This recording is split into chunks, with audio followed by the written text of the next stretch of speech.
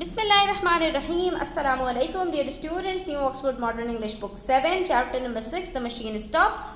तो बच्चों एक्सरसाइज ए में क्वेश्चन नंबर 1 करने के बाद आज हम जा रहे हैं क्वेश्चन नंबर 2 में, जिसमें हमारे पास लोडेड हैं रेफरेंस टू कॉन्टेक्स्ट. ठीक है, इन्होंने हमें 5 रेफरेंस टू कॉन्टेक्स्ट दिया, हर एक में 2-2, 3-3 क्वेश्चंस हैं. तो स्टार्ट करते हैं, वीडियो एंड तक देखिएगा और पेंसिल्स हाथ में ले लीजिएगा, नोट डाउन करते जाइएगा इंपॉर्टेंट चीज़ों को. सबसे पहला जो हमें इन्होंने रेफरेंस टू कॉन्टेक्स्ट दिया है, that is and in the armchair there sits a swaddled lump of flesh, a woman. ठीक है, ये किसकी बात कर रहे हैं? Who is the woman? ये बात कर रहे हैं वष्टी की. सिंपल नाम बता दीजिए. About 5 feet high with a face as white as a fungus. उनको वहाँ पर जो है वो एक यहाँ पर सिमिली यूज़ की कि उनका फेस बिल्कुल वाइट हो रहा था जैसे फंगस की तरह. तो what is the description swaddled lump of flesh show about her? swaddled lump of flesh यानी कि ढीला ढाला सा उनका बदन था. तो ढीला ढाला बदन किसकी बात की तरफ इशारा करता है स्टूडेंट्स? अगर आपका बदन एक्टिव है और आप दुबले पतले हैं तो इसका मतलब क्या होता है कि आप जो है वो दुबले पतले हैं. सही है, अगर आप जो है वो एक्टिव नज़र आ रहे हैं. लेकिन ये लंप ऑफ फ्लैश का मतलब क्या है कि गोश्त का जैसे लोथड़ा हिलता जुलता हुआ. तो ये तो तभी होगा ना जब आप एक्टिव नहीं होंगे और आप जो है ओवरवेट हो चुके होंगे.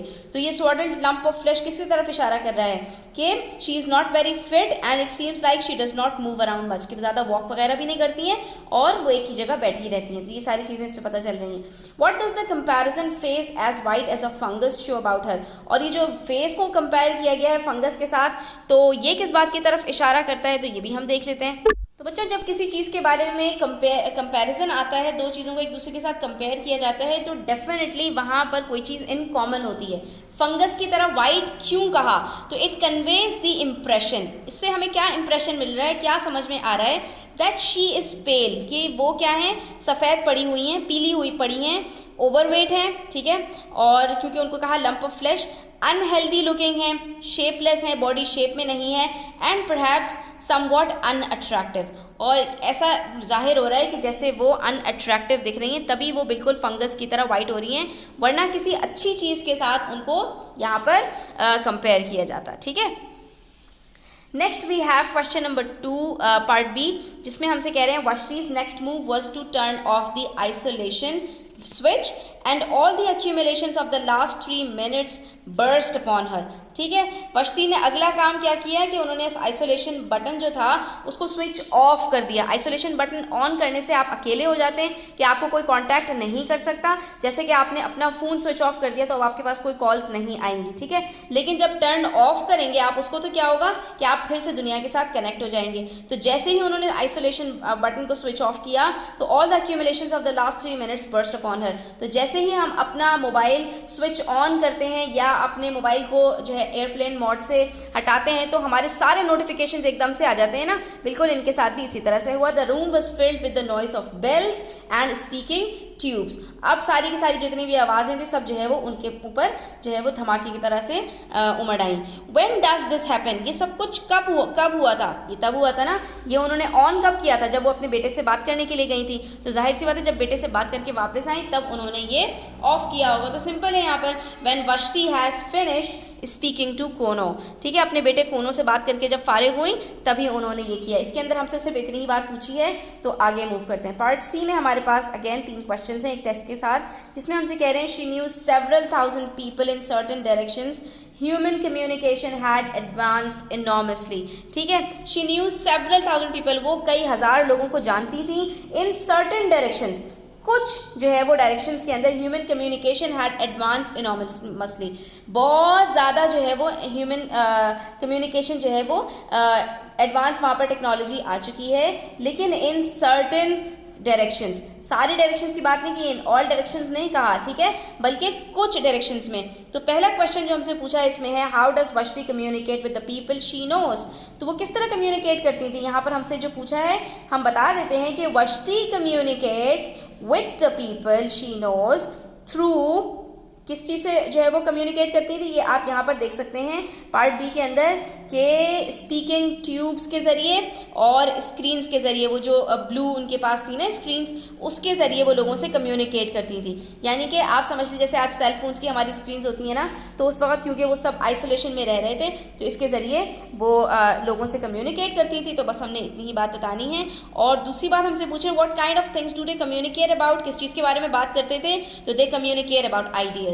वो ज़्यादातर आइडियाज़ के बारे में बात करते थे कि आपके पास फूड कैसा आया, आपके पास कनेक्शंस अभी किस तरह के हैं और आपको ये कैसा लगा, वैसा वो कैसा लगा। तो ये सारी कम्युनिकेशंस उनकी आइडियाज़ के ऊपर हो रही होती थी कि ये आपको कैसा लगा और वो कैसा लगा। पार्ट बी में हमसे कह रहे हैं पार्ट 2 में what does the author imply by the use of the phrase in certain directions. वो जो अभी हमने डिस्कस किया था कि ऑथर ने यहाँ पर ये वर्ड क्यों यूज़ किया इन सर्टेन डायरेक्शंस, तो ये किस चीज़ की तरफ इशारा कर रहा है। What does the author imply, imply का मतलब किस चीज़ की तरफ इशारा कर रहे हैं, उनकी इम्प्लीकेशंस क्या हैं, ये जो फ्रेज यूज़ किया है इस बात से। तो हम यहाँ पर बता देते हैं कि the author seems to imply that human communication has not advanced in other directions. ठीक है, यहाँ पर वो ये बताने की कोशिश कर रहे हैं कि जो क्या नाम है ह्यूमन कम्युनिकेशंस हैं उन्होंने दूसरे इलाकों में अभी जो है वो एडवांस नहीं किया by the use of the phrase in certain directions. ठीक है, बाकी जो है वो डायरेक्शंस के अंदर अभी वो नहीं उस तरह पहुंच पाया है जिस तरह से इस डायरेक्शन में पहुंच गया है। This suggest that although Vashti is in contact with several thousand people through the use of advance technology such as the speaking tubes, there is something missing, the machine ignores the finer details of communication. यानी communication के वो आला मयार तक अभी नहीं पहुंच पाया है। वजह उसकी ये है कि कहीं कहीं पर कुछ चीज़ें मिसिंग भी हैं और वो फाइनल डिटेल्स को जो है वो ऑल टुगेदर मिस कर देता है। ठीक है, तो इससे उसकी लिमिटेशन की तरफ इशारा हो रहा है। पार्ट सी के थर्ड पार्ट में हमसे कह रहे हैं how could we view Vashti's world's ways of communicating as negative. अब इन सारी चीज़ों से हमें इसके अंदर नेगेटिविटी कहाँ से नज़र आती है कि हम कैसे कह सकते हैं कि जो वश्ती का वर्ल्ड है, जो उसका कम्युनिकेशन का वे है, जिस मीन्स के थ्रू वो कम्युनिकेट कर रही है, वो पॉजिटिव नहीं है, वो नेगेटिव है। तो इसके अंदर हम सारी लिमिटेशन बता देंगे कि इसके अंदर जो लिमिटेशंस हैं वो क्या हैं कि Vashti's world's ways of communication do not include face to face interaction. पहला ड्रॉबैक कि उसके अंदर आप आमने सामने बैठकर बात नहीं करते and seem to rely on small sound bites of information being shared by many people. ये सारी की सारी बातें आपके टेक्स्ट में मौजूद है बच्चों, हमने वहीं से एक्सट्रैक्ट की हैं कि इसके अंदर जो सबसे पहला ड्रॉबैक है वो यही है कि लोगों कि सिर्फ आवाज़ें जो है वो एक्यूमुलेट कर रही हैं और साउंड बाइट्स के थ्रू उनको एक दूसरे से कम्युनिकेशन करने में मदद मिल रही है, लेकिन इसमें फेस टू फेस इंटरेक्शन नहीं है। ऑन द कॉन्ट्ररी जो ह्यूमंस हैं वो आप यहाँ पर क्या कह सकते हैं, humans are sociable creatures. Humans को क्या कहा जाता है, वो सोशल एनिमल्स हैं, वो गैदरिंग्स को पसंद करते हैं, वो एक दूसरे के आमने सामने बैठकर बात करना चाहते हैं, वो लोगों से मिलना चाहते हैं। And Vashti's world's machine seem to have isolated each human away from others. और यहाँ पर जो मशीन है वो बिल्कुल इसके कॉन्ट्राडिक्ट कर रही है, वो लोगों को एक दूसरे से दूर कर रही है। ठीक है, कि लोग एक दूसरे से फेस टू फेस नहीं मिल सकते, इसीलिए इसके अंदर हम यहाँ पर कह रहे हैं कि ये जो मशीन है वो नेगेटिव है, वो बहुत ज़्यादा इफ़ेक्टिव नहीं है। उसके बाद बच्चों ये शायद गलती हो गई, इनसे पार्ट सी के बाद डायरेक्ट पार्ट ई इन्होंने यहाँ पर लिख दिया है, तो हम भी पार्ट ई करके ही आंसर लिख देते हैं। The clumsy system of public gatherings had been long since abandoned, neither Vashti nor her audience stirred from their rooms। अब यहाँ पर इन्होंने दो फ्रेजेस यूज़ किए हैं, एक यूज़ किया है इन्होंने सिस्टम ऑफ पब्लिक गैदरिंग्स, तो हमसे यही पूछ रहे हैं सवाल के अंदर what is meant by the following phrases, एक सिस्टम ऑफ पब्लिक गैदरिंग्स और दूसरा स्टर्ड फ्रॉम देयर रूम्स। तो यहाँ पर जो इन्होंने सिस्टम ऑफ पब्लिक गैदरिंग्स की बात की है, basically students it means face to face meetings in which जो आप यहाँ पर ये कह सकते हैं in the world of the story no longer happen, कि जो स्टोरी के अंदर जिस वर्ल्ड का तस्करा किया गया है, जिस ज़मीन की बात की गई है, जिस इलाके की बात हो रही है, वहाँ पर ये चीज़ बिल्कुल भी अब एग्जिस्ट नहीं करती। पब्लिक गैदरिंग्स बिल्कुल भी अब नहीं हो रही, क्योंकि हमने पढ़ा कि अब सब आइसोलेशन में चले गए हैं। ठीक है, और जो दूसरी बात है stirred from their rooms, stirred कहते हैं to move out your rooms, और जो स्टोरी के अंदर जो वर्ल्ड बयान की गई है, अगेन यहाँ पर जितने भी लोग हैं वो अपने अपने घरों से, अपने अपने रूम्स से एग्जैक्टली बाहर ही नहीं निकले हैं। लोगों ने एक दूसरे से मिलना छोड़ दिया है और वो बिल्कुल कैद हो गए हैं अपने अपने कमरों के अंदर, अपने अपने रूम्स में कन्फाइंड हैं। ठीक है, अब पार्ट 2 में हमसे कह रहे हैं right the sentence out in your own words, keep the meaning.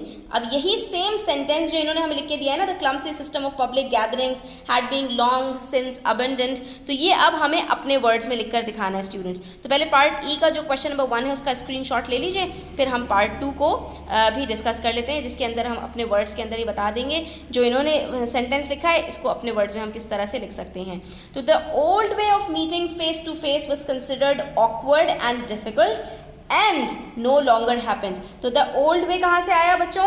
ये जो हमारे पास the clumsy system of public gatherings की बात कर रहे थे ना, तो हमने कहा the old way of meeting face to face, public gathering हमने क्या कहा? Face to face had been long since abandoned. तो ये जो क्लमसी का वर्ड इन्होंने यूज किया था ना, हमने कह दिया was considered awkward and difficult and been long since abandoned. Abandoned की जगह पर हमने यूज कर लिया नो लॉन्गर हैपेंड। अबेंडेंड का मतलब होता है कोई चीज खत्म कर देना, कोई चीज स्टॉप हो जाए, ठीक है, छोड़ देना किसी को। नीदर वश्ती नॉर हर ऑडियंस, उसकी जगह पर हमने क्या कहा? वश्ती एंड एवरीवन एल्स, ठीक है, स्टर्ड फ्रॉम देयर रूम्स, कि अब कोई भी बाहर नहीं निकलता अपने कमरों से, नेवर लेफ्ट देयर रूम्स, अपने अपने कमरों से वो बाहर नहीं आते। तो हम इसको इस तरह से भी लिख सकते हैं।